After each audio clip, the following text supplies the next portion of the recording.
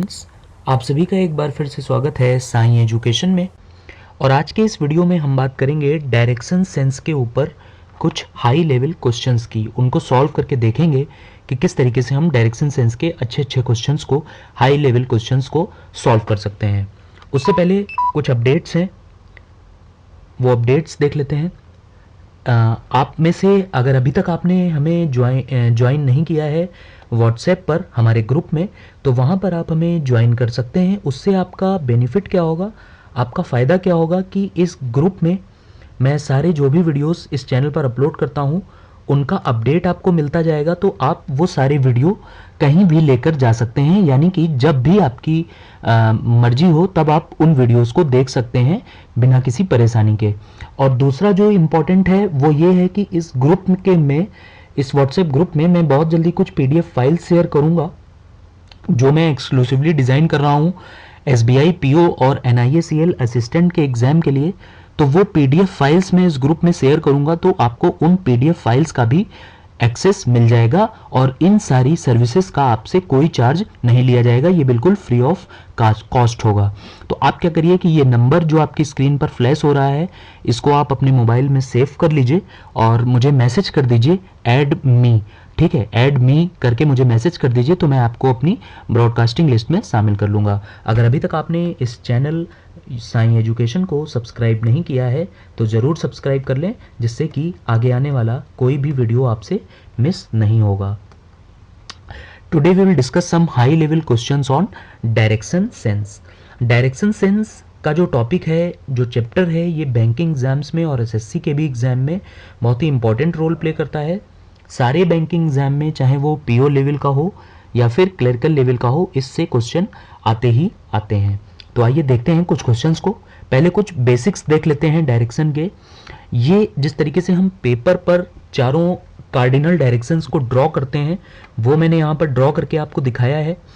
ये पेपर में जब हम ड्रॉ करते हैं तो ये नॉर्थ होता है, इसके जस्ट अपोजिट, नॉर्थ के अपोजिट साउथ और ईस्ट के अपोजिट आपका वेस्ट होता है। और किन्हीं भी दो कार्डिनल डायरेक्शंस के बीच में जो एंगल होता है, जो इनके बीच में कोण होता है, ये होता है 90 डिग्री का। ठीक है, और ये जो चारों डायरेक्शन होती हैं, नॉर्थ साउथ ईस्ट और वेस्ट, इनको हम कार्डिनल डायरेक्शन भी बोलते हैं। कार्डिनल डायरेक्शन होती हैं ये चारों की चारों। इन कार्डिनल डायरेक्शंस के अलावा इन किसी भी दो कार्डिनल डायरेक्शन के बीच में एक और डायरेक्शन होती है जिसको हम बोलते हैं इंटर कार्डिनल डायरेक्शन। देखिए, जैसे ये नॉर्थ कार्डिनल डायरेक्शन, ये ईस्ट कार्डिनल डायरेक्शन, इन दोनों कार्डिनल डायरेक्शन के बीच में एक और डायरेक्शन है, इसको हम बोलते हैं नॉर्थ ईस्ट। तो ये हो गई इंटर कार्डिनल डायरेक्शन। ठीक है, जैसे ये east cardinal direction, south cardinal direction, इनके बीच में एक डायरेक्शन हो गई साउथ ईस्ट, ये हो गई इंटर कार्डिनल डायरेक्शन।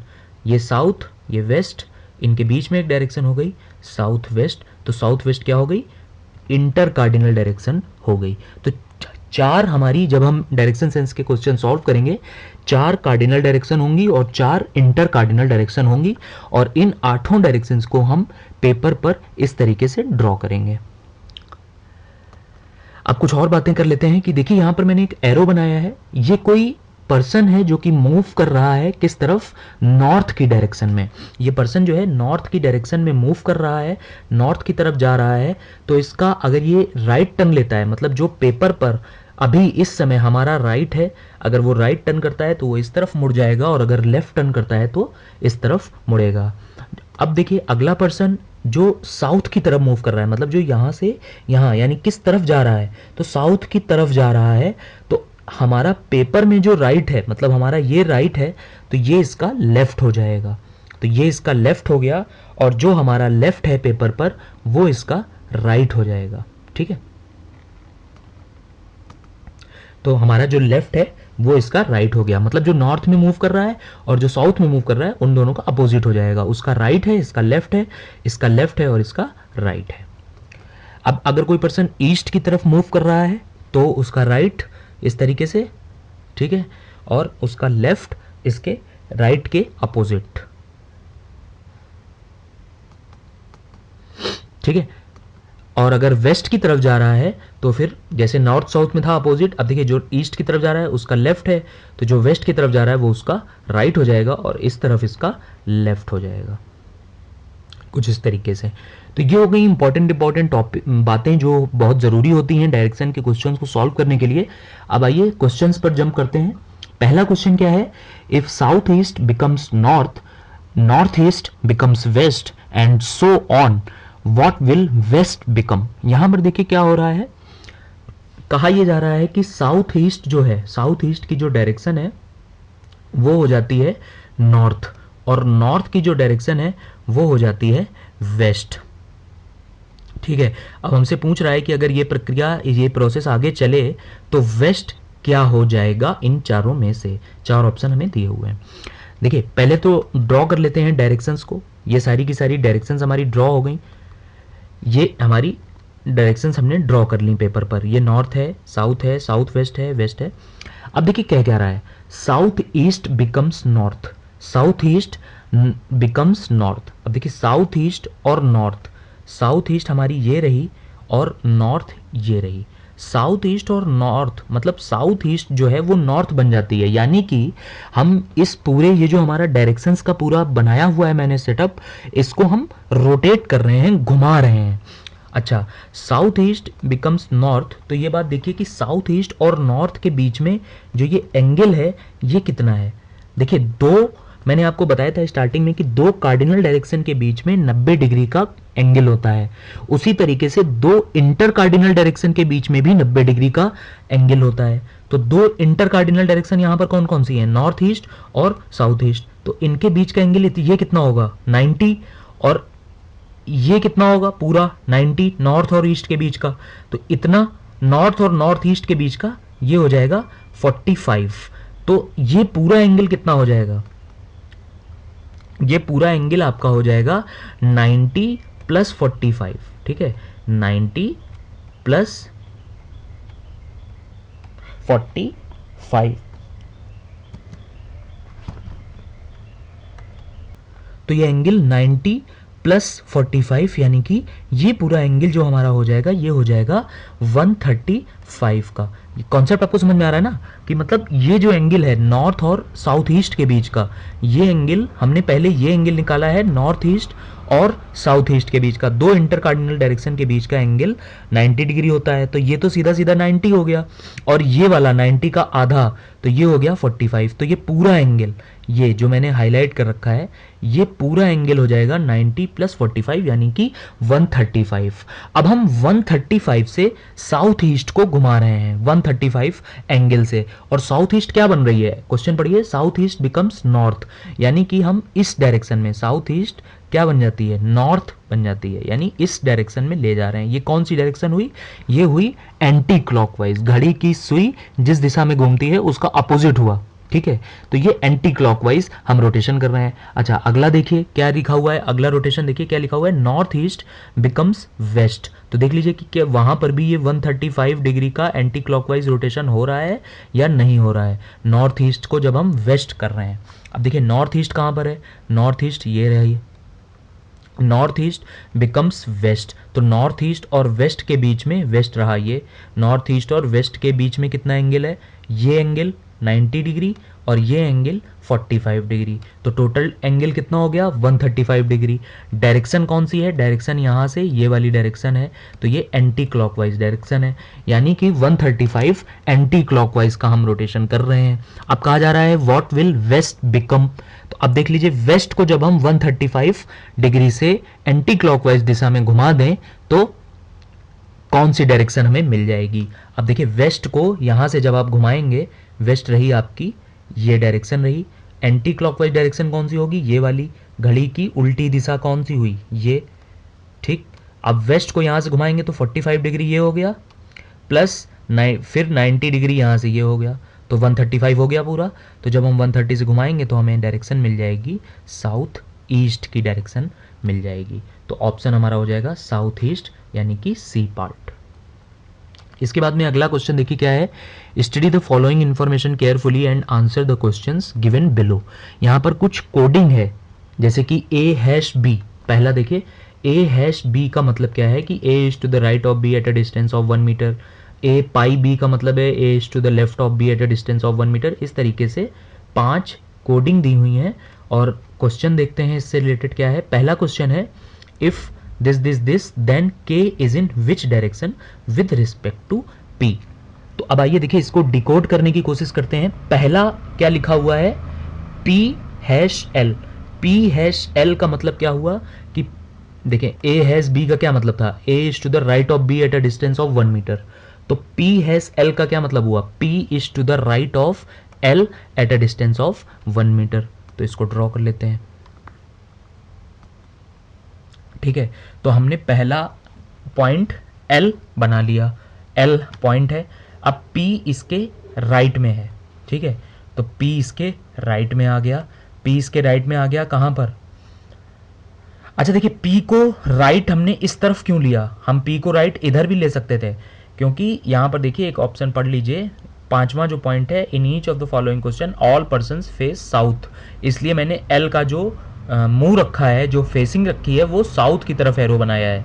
तो जब कोई पर्सन साउथ की तरफ फेस करेगा तो उसका राइट किस तरफ होगा, उसका राइट हमारे पेपर में जो लेफ्ट होगा वो उसका राइट होगा। इसलिए मैंने पी को इस डायरेक्शन बनाया है। नहीं तो आप कंफ्यूज हो सकते हैं कि पी का एल का राइट तो इस तरफ होगा। ठीक है, मैंने पी को इस तरफ क्यों बनाया, क्योंकि एल जो है वो साउथ फेस कर रहा है। इसके बाद में नेक्स्ट है एल ईटा एम। तो एल ईटा एम का क्या मतलब हुआ, फोर्थ पॉइंट देखिए, L is to the south of M. तो एल जो है वो एम के साउथ में आएगा, तो एम कहाँ चला जाएगा, एम ऊपर, यहाँ कहीं पर आ गया एम। ठीक है, तो एम यहाँ कहीं पर आ गया। इसके बाद में नेक्स्ट है एम हैश के। इसका क्या मतलब हुआ, एम पहला पॉइंट है, एम हैश के मतलब A hash B, A is to the right of B, यानी कि M is to right of K. M जो है वो के राइट में आ जाएगा। तो इस तरीके से हमने के को बना लिया, एम जो है वो के राइट में आ गया। फिर वही बात है कि के का राइट मैंने इस तरफ क्यों लिया, क्योंकि के जो है वो कहाँ फेस कर रहा है, वो साउथ की तरफ फेस कर रहा है, तो उसका राइट इस तरफ हो जाएगा। ठीक है, यही सब देखिए कंफ्यूजिंग पॉइंट्स होते हैं एग्जाम में। आपने जल्दी जल्दी में के का राइट इस तरफ ले लिया, क्वेश्चन आपका यहीं से गलत हो गया। जबकि फिफ्थ पॉइंट देखिए क्लियर कह रहा है, in each of the following questions all persons face south. अब इसके बाद में देखिए, अब पूछ क्या रहा है question, K is in which direction with respect to P. K जो है पी के किस डायरेक्शन में है, तो क्लियर आपको दिख रहा होगा। मैं एक बार अगर डायरेक्शन ड्रॉ करके आपको दिखा दूं जल्दी से, तो ये है हमारी नॉर्थ, ये है साउथ। ये इस साउथ से हमें कोई मतलब नहीं है इस क्वेश्चन को सॉल्व करने में, तो जो मेन डायरेक्शन हमारी है वो है ई। ठीक है, तो अब नॉर्थ और ईस्ट के बीच में कहीं पड़ रहा है ये पी से के, तो नॉर्थ और ईस्ट के बीच में कौन सी डायरेक्शन आती है, नॉर्थ ईस्ट डायरेक्शन आती है। नॉर्थ ईस्ट ऑप्शन में नहीं है, तो फिफ्थ ऑप्शन यानी कि none of these is the right option.